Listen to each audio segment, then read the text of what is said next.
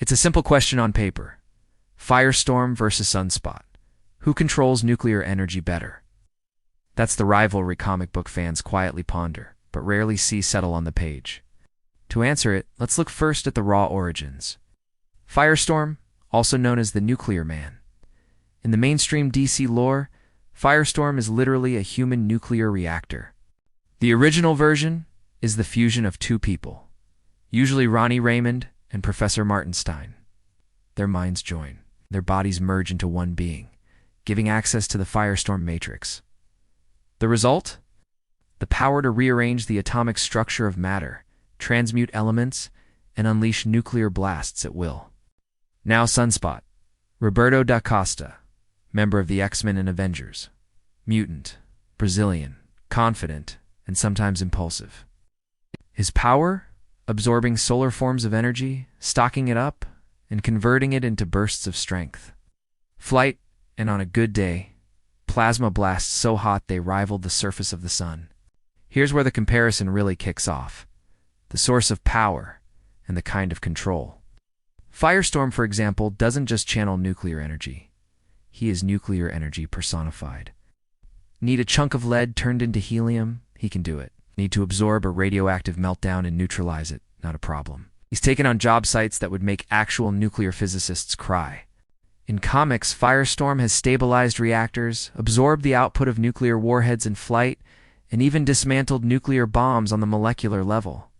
It's not just creating nuclear fire, it's rewriting the world atom by atom. Sunspot works differently. Its power core is the absorption and manipulation of solar energy.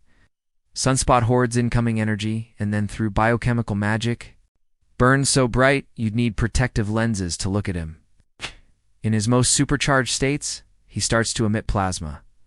The substance at the heart of fusion, the thing that powers the sun, and, in theory, future nuclear reactors on Earth. During Secret Wars, Sunspot even managed to harness the collective energy of an entire sun. Is that nuclear energy? Well, it's not the raw fission or transmutation Firestorm operates on, but it's in the same family, at least on a cosmic scale. So if we set the rules, who's got the better handle on nuclear energy? Let's look at the science behind their powers. Firestorm explicitly manipulates atomic bonds. He can rearrange, fuse, or split atoms, and he understands exactly what he's doing. When he transmuted salt water into oxygen to save a sinking submarine, it required precise knowledge of nuclear structure. More than once, Firestorm has had to wrestle with the moral and physical dangers of going full nuke, accidentally setting off nuclear chain reactions. For instance, if he's not incredibly careful, that's control. That's pressure. Sunspot's power is more about intensity than precision. Soaks up cosmic energy, grows brighter and stronger, and then unleashes it. In terms of output, he can rival a star in raw destructive power. But his control is almost always about not burning out of control, not roasting the entire environment. He absorbs and emits, but doesn't tend to split atoms or transmute lead into gold. When he enters his most powerful forms, Sunspot is more like a walking, talking plasma generator, the human embodiment of a solar flare.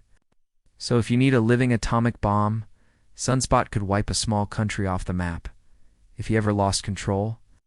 But if you need someone to defuse a bomb, clean up nuclear waste, or solve a nuclear crisis, that's Firestorm's playground. Let's test this with feats. Firestorm's best. Once, he neutralized a nuke mid-flight, rendering it inert. Another time, he cleaned up the radiation at Chernobyl, absorbing the lethal fallout and rendering the site safe. He's used his powers to phase through walls by rearranging his own atoms, and has stopped worldwide disasters by stabilizing unstable elements on the fly. Sunspot's best.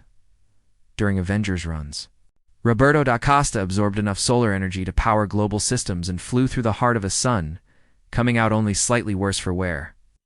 In his Rainfire state, things get even wilder, mutating his powers close to those of a full-blown fusion reactor. Still, the difference is clear. Sunspot embodies raw, sunborn, destructive energy.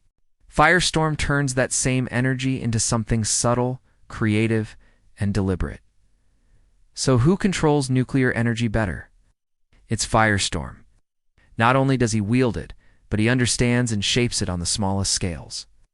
He can create and end nuclear fission and fusion at will, weaponizing, neutralizing, or healing with the same power. He is both the sword and the shield in a nuclear world.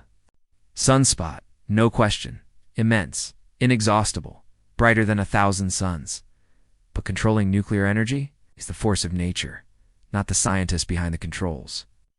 And that, in the end, is the difference between wielding nuclear energy and truly controlling it. Firestorm takes the prize: the mind, the matrix, and the mastery.